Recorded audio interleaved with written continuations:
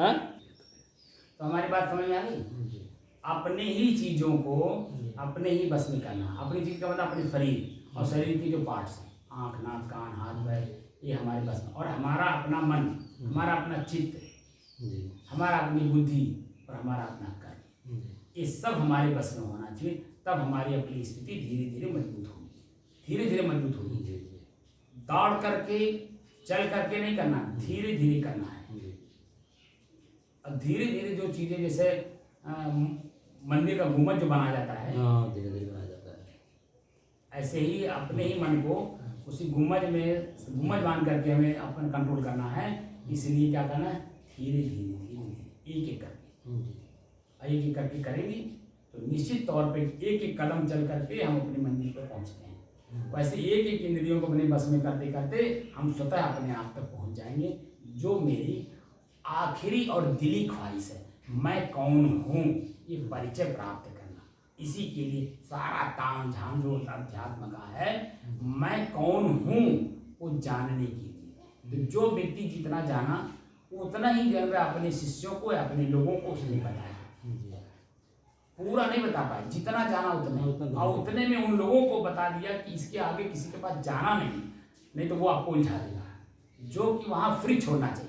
हाँ कि आगे जहाँ पाओ वहाँ भाई हमारे पास जो था वो तो मैंने आपको दे दिया, और आगे देना तो भैया आपको लड़की का शादी करना है तो कोई जरूरी कि यही छत के नीचे सब कुछ मिल जाएगा, कोई जरूरी तो है नहीं।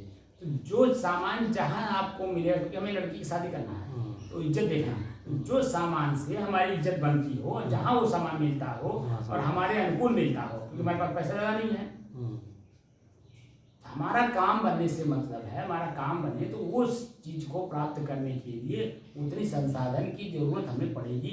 वो जहाँ से मिलेगा हम वहाँ से खरीदेंगे।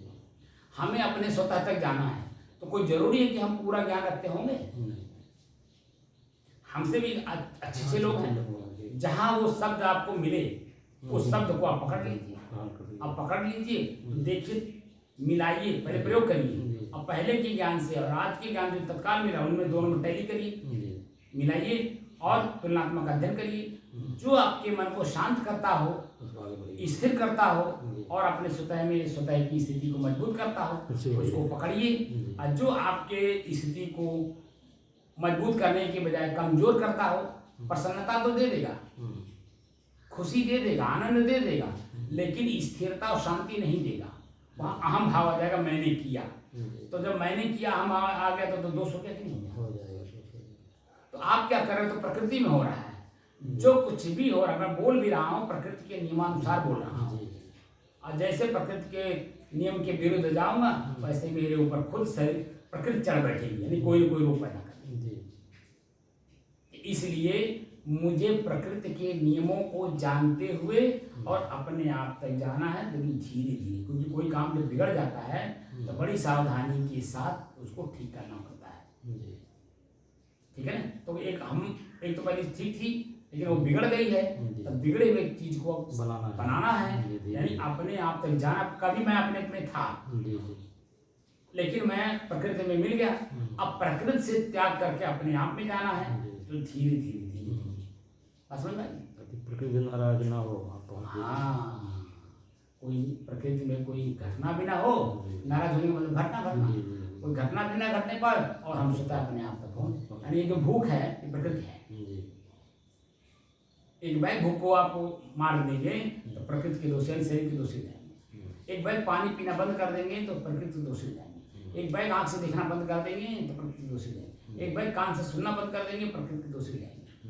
इसीलिए धीरे धीरे धीरे धीरे, कोई गाली दे रहा हो शांत भाव से सुन लीजिए, शांत कर लीजिए, तो वहाँ आप देखेंगे आपका चित्त प्रसन्न होगा। और उस जो गाली दे रहा है उसके मन में धीरे धीरे धीरे धीरे वो भावना आती जाएगी, आपको पूज्य मानेगा, अपनी गाली छोड़ देगा। एक तो उसका सुधार हो गया, एक दूसरा दिन में आपका चित्त प्रसन्न हुआ और अपने आप में आत्मा मंथन करने का मौका मिल गया कि हमने उसको क्या कहा, मैं उसके साथ क्या किया हूँ जो मुझे इतनी बात बोल रहा है। तो अपनी कमी समझ में आ जाएगी, इस कमी निकाल देंगे।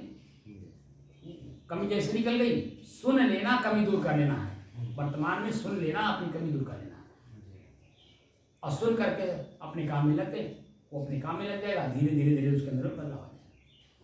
बदलाव सृष्टि का नियम है, ये स्थिर हो नहीं सकता है। हम स्वतः जब स्थिर हैं, हम प्रकृति में प्रकृति के साथ स्थिर हो नहीं सकते। प्रकृति में प्रकृति के साथ हम स्थिर नहीं हो सकते। प्रकृति को त्याग करना होगा, लेकिन जो प्रकृति में हम पहले मिल गए हैं उनसे धीरे धीरे अपने आप को निकालना होगा। ठीक है ना? साहिल